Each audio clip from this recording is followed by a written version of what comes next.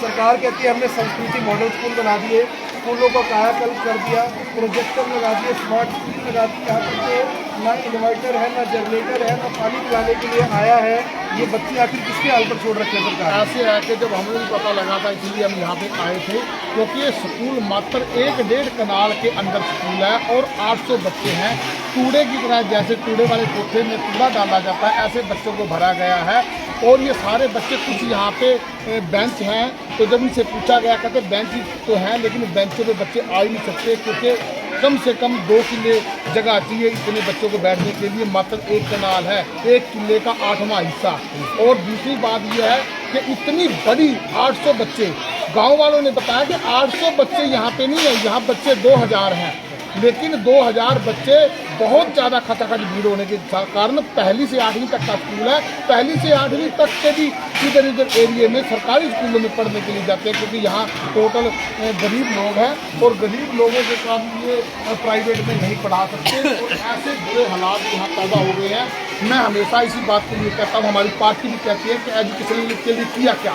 अगर सरकारी ज़मीन यहाँ पे नहीं है तो यहाँ 30 से 40 किला, जमुना के किनारे के ऊपर ये गांव है, 30 से 40 लाख का 1 एकड़ मिल जाता है। अगर 2.5 एकड़ भी खरीदे तो 1 करोड़ में 2.5 एकड़ जमीन यहाँ पे मिल जाती है। तो सरकार जो हमारे देश का भविष्य है, जो हमारे देश का फ्यूचर ये बच्चे हैं, उनके लिए क्या कर रही है। दूसरी बात यह है कि यहाँ 4 सब्जेक्ट, 7 या 8 सब्जेक्ट टोटल होते हैं, उसमें 4 सब्जेक्टों के टीचर ही नहीं है। यहाँ पे इन्वर्टर नहीं है, यहाँ पे जनरेटर नहीं है, और पानी पिलाने के लिए कोई पियर नहीं है। क्या हालात होंगे यहाँ पे, इन हालातों के बारे में हम बोलते हैं। आपने देखा शहर के नजदीक हर कोई कवरेज कर लेता है, लेकिन आपकी हिम्मत है कि शहर से 30-35 किलोमीटर दूर आगे कवरेज कर रहे हैं। यहाँ असली हालातों का पता लगा है, क्योंकि शहर के नज़दीक उनको डर होता है कि चलो जी मीडिया जल्दी आ जाएगा, यहाँ मीडिया वाले पहुँच नहीं। अफसरों का तो डर ही नहीं है, अफसर क्या करेंगे, अफसरों का तो डर ही नहीं है, सरकार को डर नहीं है, मीडिया का डर नहीं बचा, किसी विपक्ष के नेता का डर नहीं बचा, क्योंकि इनको शर्म हया नहीं है।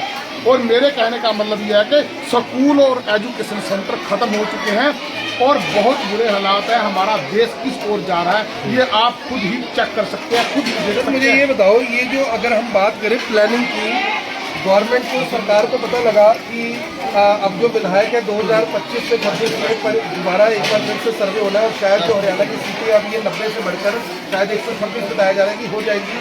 उस हिसाब से भी हमें विधानसभा चाहिए, नई विधानसभा बना दो, क्योंकि सीट, अगर विधायक के बैठने के लिए सीट नहीं होगी तो छोटी विधानसभा का करेंगे क्या। अब जब बच्चों के बैठने की सीट नहीं है तो फिर छोटे स्कूलों को बड़ा स्कूल क्यों नहीं किया गया। अगर इनको अपग्रेड टाइम से कर दिया जाता, कांग्रेस भले तो सारे करप्ट थे, उनसे बड़ा भ्रष्टाचारी कोई नहीं था, ऐसा बीजेपी वाले कहते हैं, लेकिन बीजेपी वाले कोई ईमानदार थे, उनसे बड़ा देशभक्त कोई नहीं है। इसकी प्लानिंग करते थे, अभी तक जगह बड़ी लेते, कमरे ज़्यादा बनाते, बच्चों के बैठने के सिस्टम बनाते कम से कम। या 2 प्लान आसानी से हो सकते थे, या तो 2.5 किले जमीन खरीद के वहाँ पे 2.5 किले में +2 का स्कूल हो जाता है अपग्रेड। यहाँ पे स्कूल ही +2 का चाहिए। पहले तो ये दुर्भाग्य स्कूल 8वीं तक का है, यहाँ पे इतने बच्चे होने के बाद स्ट्रेंथ के हिसाब स्कूल +2 का होना चाहिए था।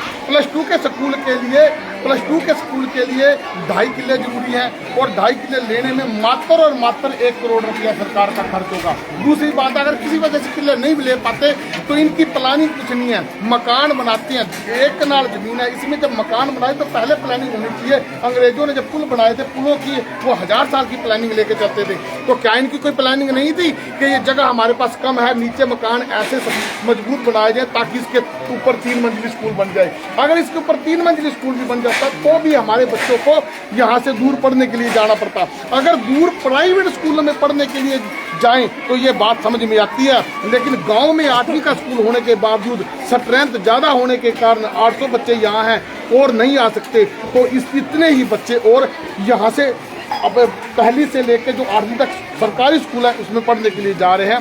बिल्कुल सरकार की नीतियों का पतन हो चुका है, और आगे सरकार, सबको पता है कि सरकार सरकारी स्कूलों को खत्म करना चाहती है। वो चाहती ही नहीं कि गरीब पढ़े, वो गरीबों को अनपढ़ रखना चाहती है, गरीबों को सिर्फ वोट बैंक बना के रखना चाहती है। दूसरा कारण मैं ये बताता हूँ कि इन्होंने एक नीति नई लेके आए हैं कि अगर सरकारी स्कूल में पढ़ोगे तो सरकार आपसे 500 रुपया पर बच्चे के हिसाब से लेगी। अगर आप प्राइवेट स्कूलों में पढ़ेंगे तो 1100 रुपये पर बच्चे के हिसाब से सरकार बच्चों को देगी। तो ये लालच, ऐसा लालच है जैसे लोगों को चूल्हा छुड़वा के सिलेंडर दिए गए थे घर घर सिलेंडर बांटे गए थे फ्री में, आज वो सारी सब्सिडी खत्म करके आज सिलेंडर 1050 से लेकर 1100 रुपये का पब्लिक को मिल रहा है। पब्लिक रो रही है क्योंकि चूल्हे की आदत वो छोड़ चुकी है और सिलेंडर के भरवाने के उनके पास पैसे नहीं है। वही कारण है जब ये प्राइवेट स्कूलों में सारे बच्चे 1100 के नाम से आकर्षित होकर चले जाएंगे तो साल 2 साल इनको 1100 रुपये दिए जाएंगे, तब तक इन सरकारी स्कूलों का पतन कर दिया जाएगा। टीचरों को यहाँ से हटा दिया जाएगा क्योंकि ये हवाला दिया जाएगा कि यहाँ स्ट्रेंथ पूरी नहीं है। जब स्ट्रेंथ पूरी नहीं होगी तो सारे टीचर चले जाएंगे, स्कूल बंद हो जाएंगे। जैसे ही सरकारी स्कूलों का पूरी तरह से पतन हो जाएगा फिर ये 1100 देना भी बंद कर देंगे। फिर ये कहेंगे जी ठीक है दूसरे बच्चों से हम 5000 लेते हैं, आप हमारे को 2500 दे दो। जब लोगों को 2500 देने की आदत पड़ जाएगी फिर कहेंगे जी आपको हम सब्सिडी क्यों दें। तो ऐसे हालात पैदा करना चाहते हैं, गरीबों का पतन करना चाहते हैं, गरीबों को सिर्फ वोट बैंक के तौर पे इस्तेमाल करना चाहते हैं। ऐसी ही पहली सरकारों की नीतियां थी, लेकिन इस सरकार ने तो बिल्कुल इलाज ही कर दिया सारे गरीबों का तसल्ली से। दूसरा ये क्यों हुआ, क्योंकि धर्म और जाति की दुकान इन बीजेपी वालों की बहुत सस्ती चल रही है। इसीलिए उनको पता है कि गरीब लोगों को बहकाएंगे।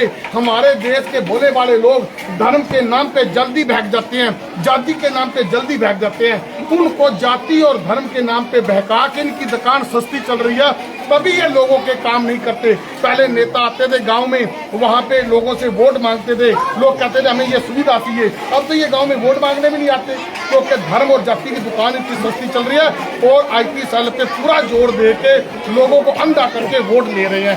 ये हरियाणा के सिस्टम का बेड़ा गर्क आप देखिए कि किस तरह से हुआ है। हरियाणा का शिक्षा व्यवस्था, हरियाणा की शिक्षा व्यवस्था और शिक्षा का जो इंफ्रास्ट्रक्चर है ये आपको देखना चाहिए। हमारे जो मंत्री है वो विदेशों में जाते हैं, क्या कहकर जाते हैं कि हम विदेशों में देखने जा रहे हैं कि विदेशों में एजुकेशन का सिस्टम क्या है, सेम एज इट इज हम हरियाणा में लागू करेंगे।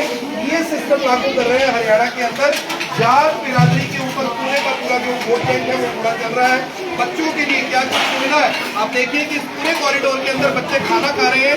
गर्मी का समय, एक भी पंखा यहाँ पर नहीं है, ना यहाँ पर इन्वर्टर है, ना यहाँ पर बिजली है। और एक शख्स मैं आपको मिलवाऊंगा, आपको हैरानी होगी कि स्कूल को चौकीदारी के लिए सरकारी तौर पर 1000 रुपये महीना देते। 15 साल हो गए चौकीदारी करते हुए, इतने पैसे कितने हैं, 1000 रुपये महीना। 30 को डिवाइड करेंगे 33 से बहुत ज़्यादा है।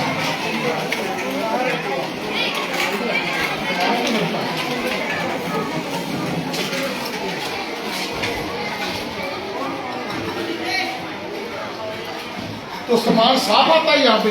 हाँ जी, सामान मिल जाता है साफ? हाँ जी, सामान आटा है जी, अच्छा अच्छा। उसमें दूध है, इसमें चावल। तो ये यहाँ तो पंखे हैं मेरे ख्याल में ना? तो जहाँ काम करते हैं वहाँ पंखे नहीं है? यहाँ बाहर काम करना पड़ता है। ये तो सामान के लिए होगा, बाहर काम करने के लिए। तो ये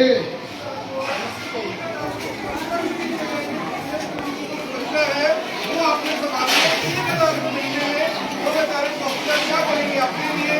तो गनमैन चाहिए, बड़े बड़े AK-56, AK-47 रिवॉल्वर वाले जो तमाम गार्ड्स हैं। हर मंत्री को, हर नेता को, मुख्यमंत्री को वो चाहिए।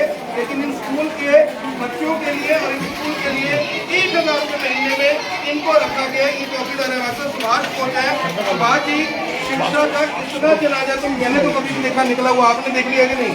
देखो ये छोटे छोटे बच्चे गर्मी में भी खाना खा रहे हैं और ये सब लोग ऐसी कम्युनिटी के बच्चे हैं और ये सरकार ऐसी कम्युनिटी को दबाना चाहती है। ये इनकी प्लानिंग है। ना कोई इन्वेटर है, ना कोई पंखा है, ना कोई यहाँ पे टीचर है, ना जनरेटर है, ना कोई जनरेटर है। और चौकीदार भी ऐसी कम्युनिटी का, उसको भी ये जो मोहर लगाती है, जाति देख के मोहर लगाती है। बीजेपी ने पूरे हरियाणा को हिला के रख दिया है। मैं ये कहता हूँ कि मनोहर लाल जी खट्टर साहब, आप पे ये सिस्टम नहीं चल रहा था, आपको रिजाइन देकर चला जाना चाहिए। ये बड़ी बात है, कह रहे हैं कि रिजाइन देकर चले जाना चाहिए। और टीचर सुनिए, स्कूल में जो 8वीं तक के बच्चे, सुनने वाली बात है, 8वीं तक के बच्चों के कुल 6